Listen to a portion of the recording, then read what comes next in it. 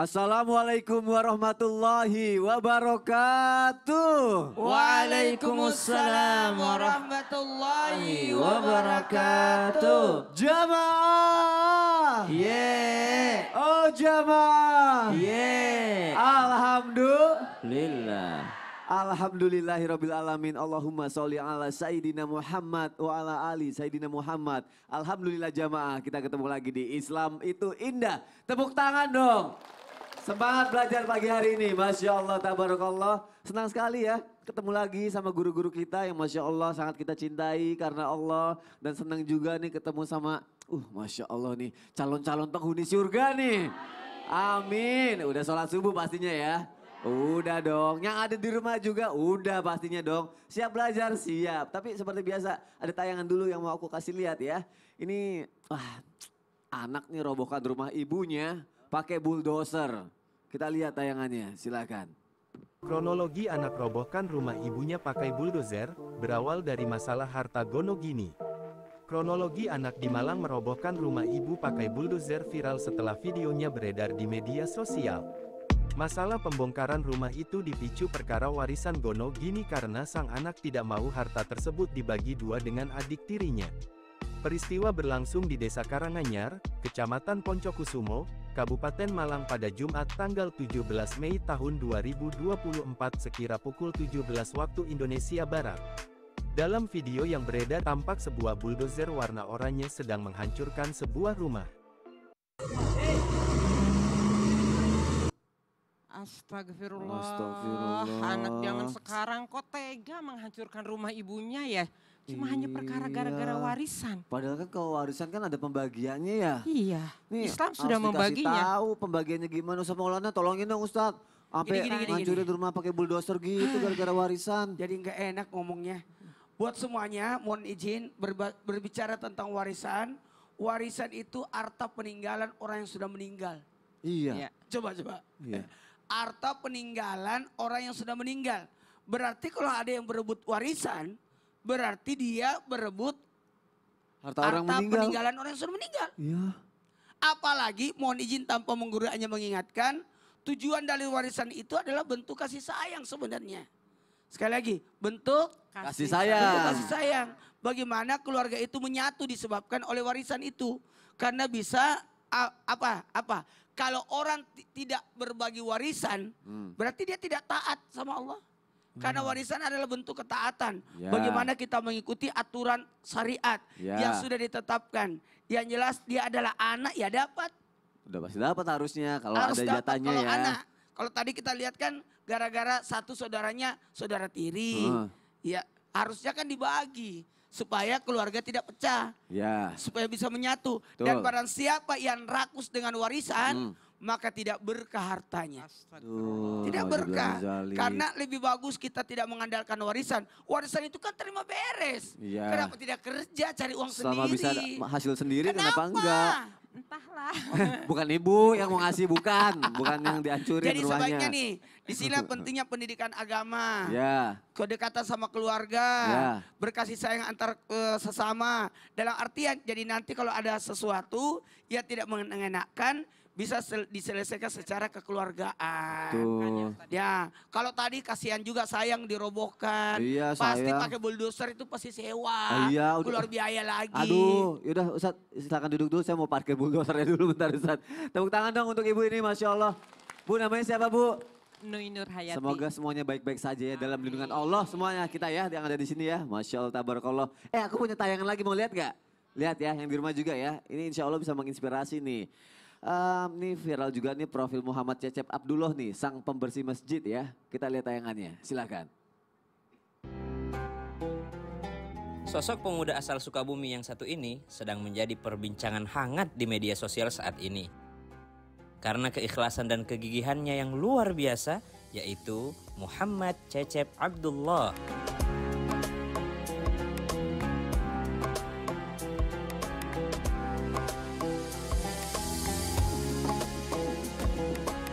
Keikhlasan Cecep dalam membersihkan musola, bahkan hingga toilet dan tempat wudhu di beberapa daerah, membuat para netizen dan masyarakat Indonesia kagum.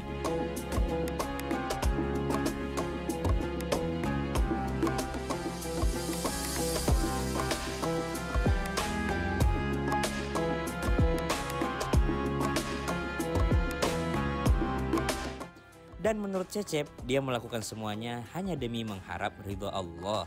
Masya Allah.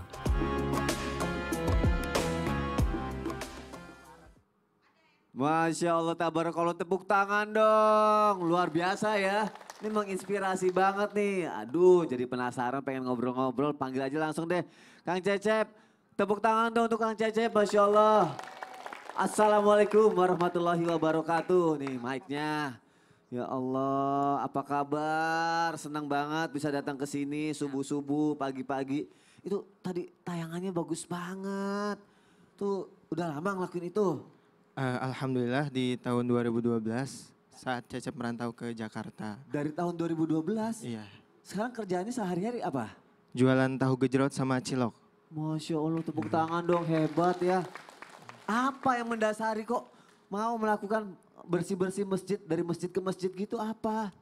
Jadi memang dari kecil suka bersih-bersih Iya. dan saat merantau ke Jakarta pertama kali yang didatengin tuh masjid karena di Iya. Jakarta nggak ada saudara. Oke. Gitu. Jadi ngelihat masjid-masjid yang kotor, toilet dan tempat wudhunya, Cecep berinisiatif untuk membersihkan masjid itu gitu. Dan sekarang sampai sekarang rutin jadi ngelakuin itu ya. Iya, Dan alhamdulillah viral juga ya. Masya Allah. Cuma kadang kan alhamdulillah. ketika viral ini kan, aduh orang ya mungkin nggak semuanya akhirnya positive thinking apa segala macam. Iya. Suka ada yang nih biar viral doang nih, bersih masjid kayak gini. Sempet nerima berita kayak gitu. Sempet nerima berita kayak gitu karena waktu di video kan diupload di sosial media. Ya, Dan banyak sekali orang yang komentar negatif. ya. Tapi Cecep menanggapi itu semua adalah bentuk apresiasi mereka terhadap Cecep gitu. Malah bisa jadi doa ya, jadi Ya, semangat bisa ya. jadi doa Masya dan Allah, tepuk semangat. tangan dong. Aku jadi pengen nanya-nanya lagi nanti sama kamu. Semoga ini bisa menginspirasi banyak orang juga, banyak melakukan hal kebaikan di luar sana ya. Luar biasa, tepuk tangan dong. Boleh duduk-duduk dulu ya, santai. Atau mau duduk di teras rumah juga bisa dulu sambil ngopi, ntar saya panggil enggak ya. Sini aja ya, Masya Allah, tabarakallah. Jadi dengan apa yang kita lihat hari ini tuh bisa menjadi pelajaran juga buat kita ya, jamaah yang ada di rumah ya. Makanya pagi hari ini kita mau bahas, tema kita adalah ingin dilihat Allah atau ingin dilihat orang lain. Tepuk tangan dong, bagus ya temanya ya. Kadang tuh biar kita ikhlas apa ria apa enggak, yang mau dilihat Allah apa mau dilihat orang lain, kita ngelakuin itu semua. Kita tanya sama Habib Muhammad Syahab. Habib, izin Bib. Siap. Ketika kita viral kan akhirnya kita menjadi perhatian banyak orang ya Bib ya. Ya, ada yang viral ya. Ada yang viral Iya, ya. terus Iya, guru ngaji yang dari Arab tuh apa ya? Kan jadi perhatian banyak orang gitu ya Bib ya. Oke. Akhirnya ketika orang merhatiin kita, dalam hati kita ini Bib, bagaimana cara menjaga hati supaya tetap bersih gitu. Maksudnya supaya yang kita lakuin ya niatnya karena Allah gitu. Dan Betul. gak tergoda dengan omongan-omongan orang di luar sana gitu Bib. baik, Mohon siap. penjelasannya Habib Muhammad, silakan. Assalamualaikum warahmatullahi wabarakatuh. Waalaikumsalam warahmatullahi wabarakatuh. Alhamdulillah. Allahumma salli wa sallim ala Sayyidina Muhammadin wa ala ali Sayyidina Muhammad. Izin Ustadz Maulana, Ustadz Syam, Mas Soni, juga Cecep, dan ibu-ibu semuanya. Masya Allah, sesuatu yang baik. Teringat Sayyidina Imam Ali bin Abi Thalib. Ketika beliau dipuji oleh seseorang, maka beliau ini menangis. Apa doa beliau? Ya Allah, jadikan pujian mereka ini doa buat saya.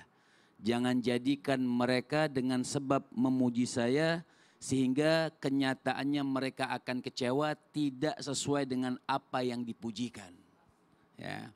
Itu daripada Sayyidina Imam Ali bin Abi Thalib. Lantas kita bagaimana sih syaratnya supaya kita ini ketika viral dengan sesuatu yang baik, tentunya viral dengan sesuatu yang baik, supaya kita tidak menjadi sombong itu bagaimana? Pertama, ada minimal 3 syarat yang dilakukan. Pertama adalah niat. Apa sih niat seseorang itu? Ketika dia ingin seperti Mas Cecep, kita yakin karena niatnya bagus untuk membersihkan masjid. Niatnya apa? Niatnya karena Allah Subhanahu wa taala.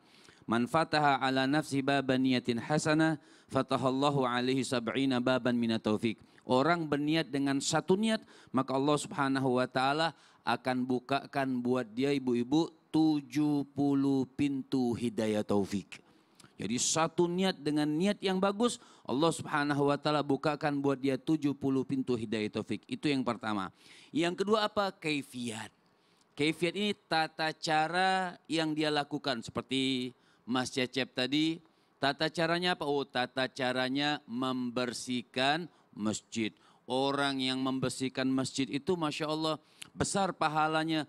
Punya pandangan khusus dari Allah Subhanahu wa taala. Mau siapa dia? Mau dia orang kaya atau mau dia orang miskin, punya keinginan di hatinya untuk mau membersihkan masjid. Jangankan seperti Mas Cetep tadi, hanya kalau kita kan kadang-kadang duduk nih, duduk di karpet masjid nih Mas Soni Ustaz Syam. Kan ada suka tuh apa aja kotoran misalnya.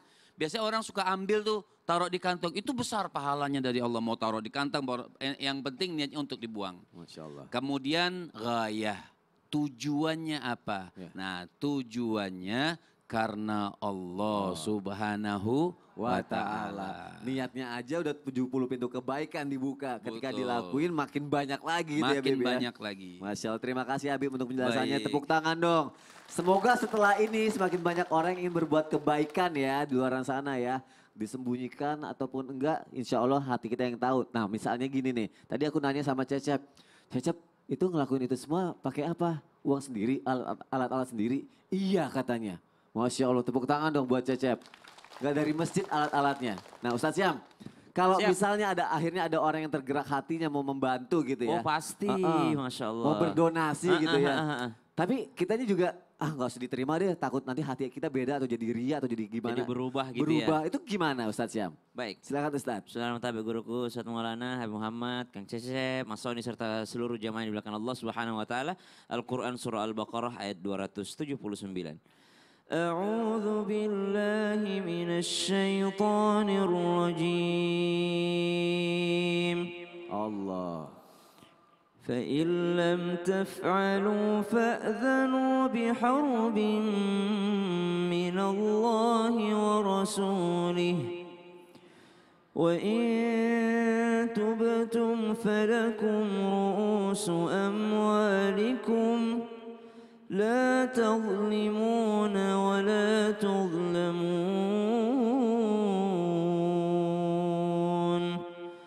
اللهم ارحمنا بالقرآن. Tentu apa yang kita lakukan dalam keseharian kita dalam rangka beribadah kepada Allah Subhanahu wa taala. Wa ma khalaqatul jinna wal insa illa liya'budun. Tidaklah diciptakan jin dan manusia kecuali untuk mengabdi, menghamba kepada Allah Subhanahu wa taala. Ada kebaikan-kebaikan yang disembunyikan, ada pula kebaikan-kebaikan yang akhirnya dilihat oleh orang lain dan memang pantas untuk dilihat oleh orang lain. Kemudian dikatakan tadi pertanyaannya bagaimana dengan sedekah ini? Sekarang kita mau belajar tentang ibadah menerima sedekah. Karena kalau Nabi SAW bukan hanya sempurna dalam hal memberi, tapi Nabi Muhammad SAW juga sempurna dalam hal menerima. Jadi kita juga perlu ada tuntunan dari baginda Nabi Muhammad SAW bagaimana Rasulullah menerima sedekah orang lain. Jadi kalau ditanyakan bolehkah seseorang menolak sedekah, maka kata para ulama hukumnya adalah makruh. Orang menolak daripada pemberian. Tapi makruhnya ini bisa menjadi haram kalau niatnya tidak baik. Menolak sedekah orang satu karena suudzon sama orang. Oh jadi haram tuh menolak sedekah orang lain karena dia merasa dirinya hebat sendiri. Nah itu jadi haram tuh. Tapi pada dasarnya menolak sedekah itu boleh-boleh saja. Cuma makruh hukumnya. Kenapa? Karena baginda Nabi SAW adalah orang yang sangat indah akhlaknya. Bukan hanya memberi tapi ketika menerima juga. Maka Nabi menerima pemberian orang baik dia dari muslim atau dari kafir sekalipun Nabi menerima hadiah itu. Nabi SAW menerima pemberian sedekah orang lain, hadiah daripada orang lain, baik daripada dia adalah seorang laki-laki ataupun dia adalah seorang wanita. Maka dari sini Nabi SAW juga mengingatkan, jangan kalian menolak hadiah, jangan kalian menolak pemberian orang lain karena efeknya panjang. Satu, bisa mutusin silaturahim. Yang kedua, memutuskan kekerabatan. Kenapa memutuskan kerabatan? Nanti dia bilang, aduh dia nggak mau menerima ini saya, dia nggak mau subhanallah. Tapi kalau misalnya ada orang berpikir, kalau saya terima Ustaz bisa merusak niat saya, sampaikan. Saya khawatir kalau saya terima nanti saya nggak ikhlas lagi. Saya lagi mau belajar ikhlas nih. Sampaikan. Kalau itu nggak apa-apa. Kalau kita sampaikan demikian maka mungkin hukumnya masih makruh saja. Ya. Tapi kalau kita menolak dengan dalam hati kita curiga sama orang, kita mencurigai hartanya orang, maka jangan sampai demikian. Allahu taala alam. Masya Allah, terima kasih Ustaz Syam Sama-sama. untuk penjelasannya. Tepuk tangan dong untuk guru-guru kita. Masya Allah, tabarakallah. Aku pengen nanya deh sama Kang Cecep. Kang Cecep. Salah ini. Pindah ya sini. Kang Cecep. Katanya suka tidur di masjid. Iya, suka tidur di masjid. Itu istri suka protes gak? Nggak suka, Bro. Jangan dijawab dulu deh, biar penasaran ya. Jangan kemana-mana jamaah, tetap di Islam itu indah. Jamaah, oh jamaah. Alhamdulillah.